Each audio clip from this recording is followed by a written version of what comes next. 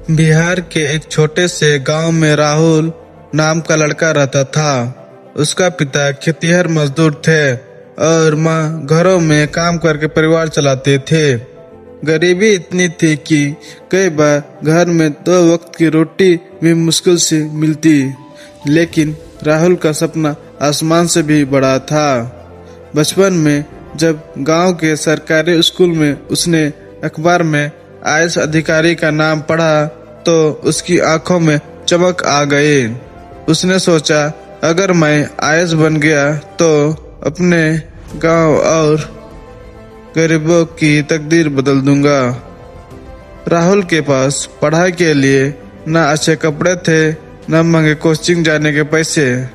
उसके अंदर जुनून और लगन थी। दिन में वह गांव की छोटी सी लाइब्रेरी से किताबें उधार लेकर पढ़ता। रात में लालटेन की टिमटिमाती रोशनी में घंटों पढ़ाई करता।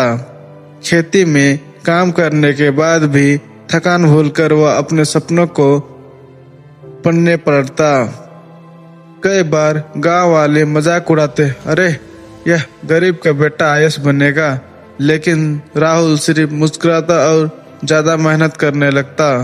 पहली बार जब उसने यूपीएससी की परीक्षा दी तो वह प्रीलिम्स में ही असफल हो गया। वह बहुत टूटा, लेकिन हार मानने की बजाय उसने खुद से कहा, एक असफलता मुझे नहीं रोक सकती, मैं फिर भी कोशिश करूंगा। उसने अपनी गलतियों से सीखा, अपनी रणनीति बदली और मेहनत शुरू की। तीसरी कोशिश में राहुल ने प्रीलिम्स और मेंस दोनों अच्छे अंकों से पास किए।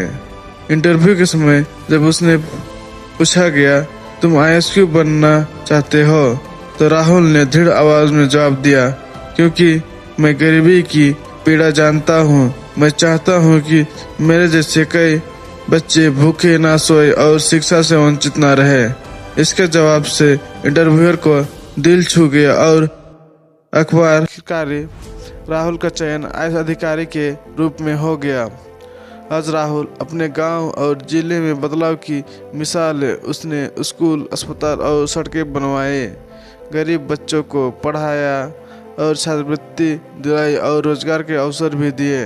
गांव के वही लोग जो कभी उस पर हंसते थे, आज गर्व से कहते हैं, राहुल हमारा बेटा है जिसने गरीबी होते हुए भी आईएएस बनकर इतिहास रच दिया।